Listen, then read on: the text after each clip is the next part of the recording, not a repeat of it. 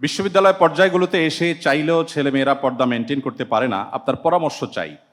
দেখুন, প্রতিকূল পরিবেশে টিকতে পারাটাই তো সার্থকতা, এটাই তো বীরত্ব, এটাই তো সাহসিকতা।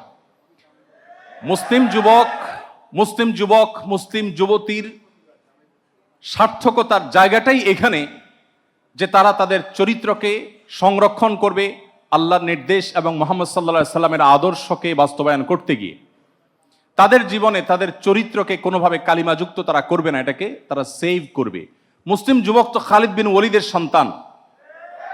খালিদ বিন ওয়ালিদের সন্তান যদি একটা হারাম রিলেশনের হাতছানি পেয়ে সে যদি সেখানে মাথা নত করে ফেলে, সে যদি সেখানে দুর্বল হয়ে পড়ে, সে যদি সেখানে হারিয়ে যায়, সে যদি সেখানে হেরে যায়, তার চরিত্র তার আদর্শ যদি সেখানে দুর্বল হয়ে যায়, এই মুসলিম যুবক কিভাবে খালিদ বিন ওয়ালিদের ভূমিকা পালন করবে?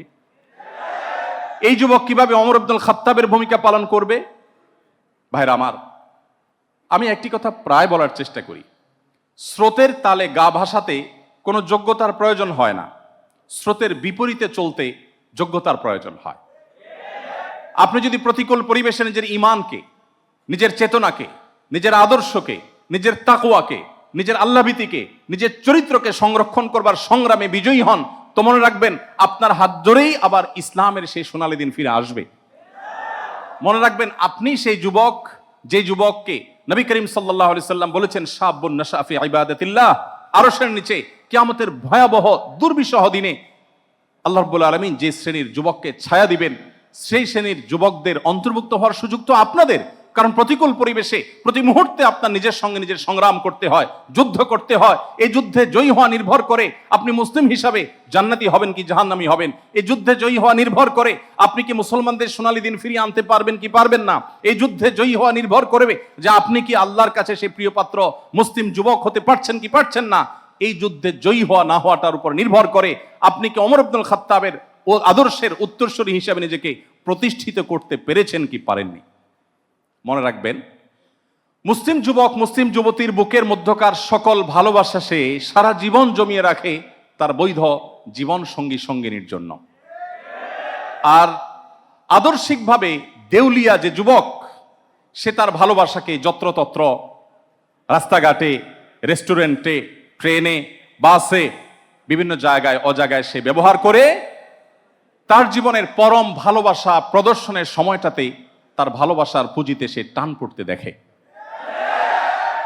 অতএব মুসলিম যুবক তার চাইতে সুখী আর কেউ হতে পারে না যদি সে মুহাম্মদ সাল্লাল্লাহু আলাইহি সাল্লামের আদর্শকে ধারণ করে তার চরিত্রকে সে হারাম সমস্ত রিলেশন থেকে বাঁচিয়ে রাখে। মনে রাখবেন, পশ্চিমারা তাদের অনেক কিছু নেওয়ার আছে আমাদের কাছে, তাদের জ্ঞান বিজ্ঞান, তাদের তথ্য প্রযুক্তি, তাদের অবকাঠামো, তাদের অনেক কিছুকে আমরা অবশ্যই ধারণ করার চেষ্টা করব, আমরা অনুসরণ করার চেষ্টা করব, আমরা আলোকিত হওয়ার চেষ্টা করব।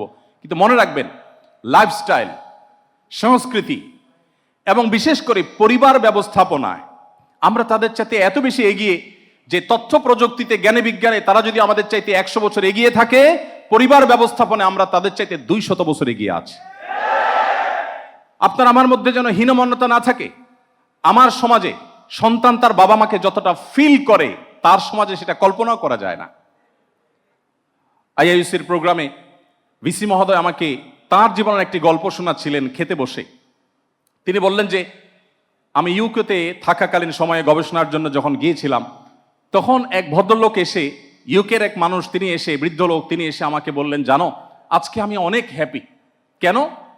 কারণ আমার ছেলে তার বিয়েতে আমাকে দাওয়াত করেছে। ছেলের বিয়ের দাওয়াত পেয়ে বাবা খুশি, যে ছেলে চাইলে আমাকে নাও বলতে পারতো, কিন্তু সে আমাকে দাওয়াত করেছে, অনার করেছে। আমরা মুসলমানরা সেই সমাজে বাস করি যে আমাদের বাবা মা ছাড়া আমাদের বিয়ের কথা আমরা কল্পনা করতে পারি না। আমাদের বিয়েতে পাত্র বা পাত্রী হিসাবে আমাদের গুরুত্ব সবচেয়ে বেশি হলেও সবচেয়ে সম্মানের জায়গাটা আমাদের মা বাবারা পেয়ে থাকেন। অতএব মুসলমানরা তাদের সে সমস্ত সস্তা সংস্কৃতি আমদানি করা, এটা কখনো মুসলমানকে সাজে না। আমি আবারও শ্রদ্ধার সাথে বলছি, তাদের কাছ থেকে নেওয়ার অনেক কিছু আছে, কিন্তু সংস্কৃতি নয়। আমার নিজস্ব সংস্কৃতি আছে। আপনারা বিশ্ববিদ্যালয় পড়ুয়া, আপনাদেরকে নির্ধারণ করতে হবে আগামীর বাংলাদেশ কেমন হবে, এবং সেটার জন্য আপনাদের চরিত্রকে হেফাজত করার সর্বান্তকরণ প্রচেষ্টা আপনাদের চালাতে হবে। এই প্রতিকূল পরিবেশে আপনাকে সংগ্রামী জীবন যাপন করতে হবে, নিজের বিরুদ্ধে নিজেকে সংগ্রাম চালাতে হবে যে আমার চরিত্রকে আমি কোনোভাবে কালিমাযুক্ত হতে দেব না। আল্লাহ রাব্বুল আলামিন আমাদের সবাইকে সেই তৌফিক দান করুন। তো এর জন্য প্রধান এবং প্রথম করণীয় হলো নিজের প্রতিজ্ঞা, নিজের প্রচেষ্টা এবং দিনদার তাকওয়া অর্জন করেছে এরকম একটা সোসাইটি মেনটেন করা। এর মাধ্যমে মানুষ এই হারাম রিলেশন থেকে বেঁচে থাকতে পারে। এরপরে প্রশ্ন, আমি একটা মেয়ের সাথে রিলেশন করতাম, আউযুবিল্লাহি মিনাশ শাইতানির রাজিম। মেয়েটার ফোনে টাকা লোড দেওয়ার জন্য এবং আরো বিভিন্ন কাজে আমি আমার বাবার কাছ থেকে টাকা চুরি করতাম। লা হাওলা ওয়ালা কুওয়াতা ইল্লা বিল্লাহ। ভাই এই প্রশ্ন তুলে দিলেন আমার হাতে, একটু আগে মাত্র এই প্রশ্ন দিয়ে গেছে আমার হাতে। অনেকগুলো প্রশ্ন ছিল বাট এটা উপরে তুলে দিয়েলেন। যাই হোক, এরপরে কি লিখেছেন, আমার বাবার কাছ থেকে টাকা চুরি করতাম। এখন প্রায় 1 মাস হয় আমাদের ব্রেকআপ হয়েছে। এখন আমি 5 ওয়াক্ত নামাজ পড়ি এবং আল্লাহর নিকট তওবা করি। আমার প্রশ্ন হলো, আল্লাহ কি আমাকে মাফ করবেন? আর আমি যে আমার বাবার টাকা চুরি করছিলাম তা লজ্জায় আমি আমার বাবাকে বলতে পারছি না, এখন আমি কি করব? যাই হোক, অনেকগুলো অপরাধ এখানে জমে গেছে, কিন্তু তারপরও সান্ত্বনার বিষয় হলো তিনি আপনার হারাম থেকে, তিনি তার হারাম সম্পর্ক থেকে ইচ্ছায় হোক আর অনিচ্ছায় হোক সরে এসেছেন, আলহামদুলিল্লাহ। দেখুন, এ বিষয়ে আর আমরা কথা রিপিট করতে চাই না। একটু আগের যে প্রশ্ন ছিল সেই প্রশ্ন উত্তর প্রসঙ্গে প্রয়োজনীয় কথা আমরা বলে ফেলেছি। শুধু এটুকু বলবো যে ছাত্র জীবনে আমরা অনেকে, বিশেষ করে তরুণদের মধ্যে, আপনারা বয়সে সবাই তরুণ, আমি ছাত্র ভাইদেরকে বলছি, ছাত্রী বোনদেরকে বলছি, আপনারা বয়সে তরুণ হওয়ার কারণে তারুণ্যের এই বয়সটাকে আমরা ধরেই নেই এটা পাগলামির বয়স, ধরেই নেই এটা হেয়ালিপনার বয়স, এটা মজমাস্তির বয়স, এটা সিরিয়াস কোনো লাইফ না। এজন্য আমাদের সমাজে কোনো তরুণ যদি ধর্মকর্ম শুরু করে, অন্য মানুষ তো পরের কথা, তার বাবা মাই অবাক হয়, ব্যাপার কি এই বয়সে? মানে এই বয়সটা তো হলো শয়তানি করার, এই বয়সটা তো হলো বাদরামি করার, মাস্তামি করার, গুন্ডামি করার, যত রকমের আকাম কুকাম করার, হেয়ালিপনা করার। এই বয়সটাতে আবার ভালো মানুষ কিভাবে হয়? আমাদের অবাক লাগে। অথচ মুহাম্মদ সাল্লাল্লাহু আলাইহি সাল্লাম সেই মানুষ ছিলেন যার তারুণ্য ছিল সবচেয়ে বেশি পবিত্র। তিনি তরুণদেরকে অনেক বেশি ভালোবাসতেন। তরুণদেরকে শুধু আলাদা করে অ্যাড্রেস করে বলেছিলেন বারবার, ইয়া মা'শারাশ শাবাব, হে যুবক সম্প্রদায়। আপনি দেখবেন না, আমি এখানে সিনিয়র, আমার বাবার বয়সে যারা আছেন, আমাদের আব্দুল কাদের স্যার সবাই শ্রদ্ধা রেখে বলছি, নবী সাল্লাল্লাহু আলাইহি সাল্লামের কোনো হাদিস আমার জানা নাই, স্যার ভালো বলতে পারবেন, যদি আমার জানা না থাকে স্যার বলতে পারেন, যে হাদিসে নবী সাল্লাল্লাহু আলাইহি সাল্লাম বলেছেন হে বৃদ্ধরা, এরকম কোনো হাদিস কিন্তু আমার জানা নাই। নবী সাল্লাল্লাহু আলাইহি সাল্লাম যুবকদেরকে, তরুণদেরকে অ্যাড্রেস করে করে বারবার মনের গভীর থেকে ব্যথাতুর এবং বেদনা ভরা হৃদয় নিয়ে অনেকগুলো নসিহা তিনি করেছেন যুবকদেরকে। তার মধ্যে সবচেয়ে বেশি যে নসিহা করেছেন সেটা হলো, ইয়া মা'শারাশ শাবাব মান ইসতাতা'a মিনকুমুল বা'আতা ফালইয়াতাযাওয়াজ ফাইন্নাহু লাহু আগাদ্দু লিল বাসার ওয়া আহসানু লিল ফারাজ। হে যুবক সম্প্রদায়, সামর্থ্য থাকলে বিয়ে করে ফেলো, কারণ এটি তোমার চরিত্রকে হেফাজত করতে সাহায্য করবে। অতএব আমাদের চরিত্রকে সংরক্ষণ করবার সর্বোচ্চ চেষ্টা থাকতে হবে।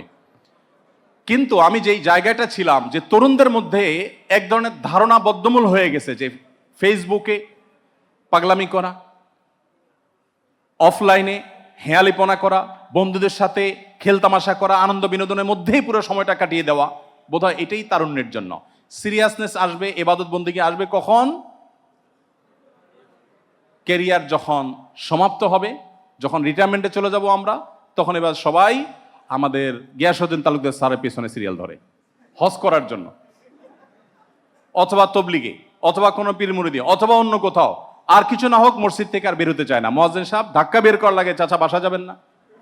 অথচ এই চাচাই তার যৌবনকালে কেউ টেনে তাকে রশি দিয়ে মসজিদে আনতে পারতো না। দুর্ভাগ্যজনক বাস্তবতা মুসলমান সমাজের। মনে রাখবেন, যৌবন বয়সের মুসলমানই আল্লাহর কাছে শ্রেষ্ঠ মুসলমান। অতএব আপনার যৌবনকে কোনোভাবে আপনি কালিমা যুক্ত হতে দিতে পারেন না। আল্লাহ আপনাদের সবাইকে সেই তৌফিক দান করুন। এখন কথা হলো, ওই যে যৌবনে তারুণ্যে বাবার পকেট থেকে টাকা নিয়ে এসেছেন, মিথ্যা কথা বলেছেন, হালাল হারাম বাজ বিচার করেননি, সেই চেতনা ছিল না।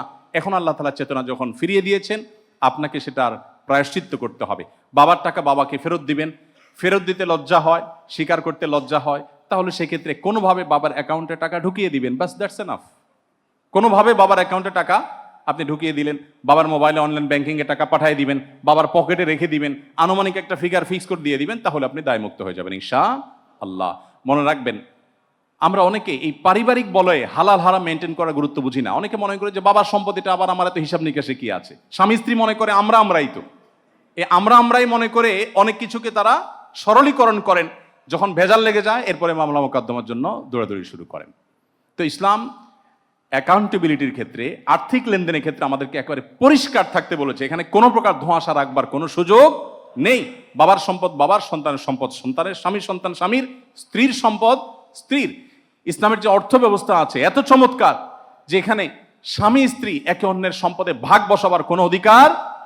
আজকে আধুনিক বিশ্ব ব্যবস্থায়, আজকের এই সভ্যতায়, এই সমাজে বেশিরভাগ শিক্ষিত পরিবারে দেখবেন যে স্বামী স্ত্রী উভয় উপার্জন করার পর বাসা ভাড়াটা স্বামী স্ত্রী উভয় শেয়ার করেন। অথচ ইসলাম বলেছে একজন নারী স্ত্রী হিসেবে যখন তিনি কারোর সংসারে থাকবেন, তার সম্পদ লক্ষ থাকতে পারে, কোটি থাকতে পারে, তিনি একটা টাকাও বাসা ভাড়া শেয়ার করতে বাধ্য নন। তো এই জায়গা থেকে আমাদের সবাইকে ইসলামী অর্থনীতির সৌন্দর্যকে উপলব্ধি করতে হবে এবং আমাদের দায়িত্বের জায়গাটাতে ক্লিয়ার থাকতে হবে। বাবার সম্পদ বা মায়ের সম্পদ চুরি করবো, মিথ্যা বলবো, এটা কিন্তু জায়েজ হবে না। যারা শ্রম করে খায় তারা আল্লাহর বন্ধু, যারা বসে বসে খায় তারা আল্লাহর দুশ্মন। আমি একজন দৃষ্টিহীন, আমি অনার্স 4র্থ বর্ষে অধ্যয়নরত, আমি চট্টগ্রাম বিশ্ববিদ্যালয়ে আমি কোনো কাজ করে খেতে পারি না এবং সংসারে কোনো ভার বহন করতে পারি না। ইসলাম সমাজ ও দেশের জন্য আমি কিছু করতে চাই, এ বিষয়ে আপনি কিছু নসিহা পেশ করুন।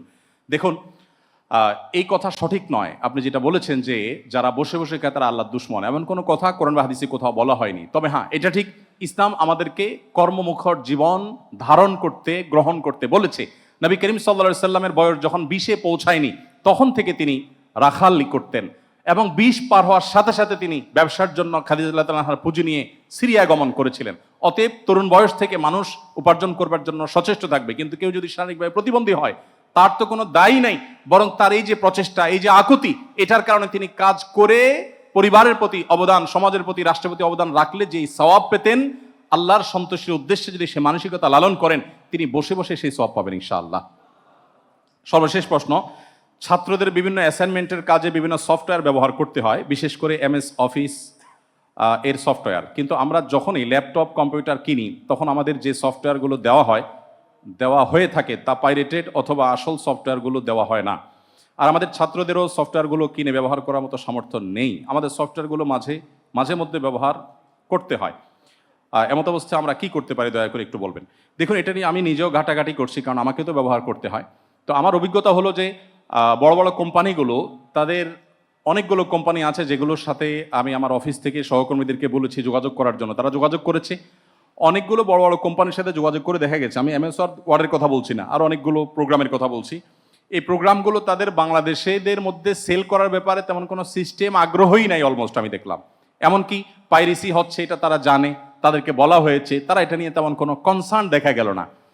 তো ইসলামী ফিকহের একটা মূলনীতি হলো, কোনো ব্যক্তি যখন কোনো তার সম্পদের ব্যাপারে তিনি তার আচরণ দ্বারা ছাড় দেওয়ার মানসিকতা রাখেন, ধরুন আমার একটা গাছ আছে, সে গাছের ফল পড়ে থাকে, আমি সেটা সংরক্ষণ করার কোনো ব্যবস্থা করি না, কেউ নিলেও আমি কিছু বলছি না, তখন সেটা হারাম হয় না।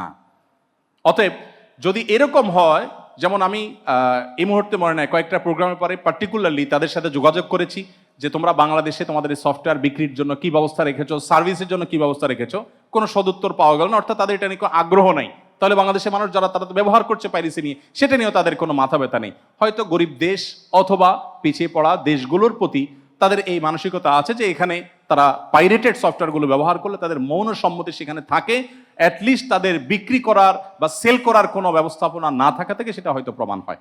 এটুকু আমার ক্ষুদ্র ধারণা, সেই জায়গা থেকে এটা জায়েজ হতে পারে। তবে যেই সমস্ত সফটওয়্যার কোম্পানি বিক্রি করেন, বিক্রির ব্যবস্থা আছে এবং পাইরেসির বিরুদ্ধে তারা সোচ্চার সতর্ক করেন, সেগুলো কোন অবস্থাতে আমাদের পাইরেটেড সফটওয়্যার সেক্ষেত্রে ব্যবহার করা জায়েজ হবে না। আল্লাহু আ'লাম বিস-সাওয়াব। জাযাকুমুল্লাহ খাইর। আসসালামু আলাইকুম ওয়া রাহমাতুল্লাহি ওয়া বারাকাতুহু।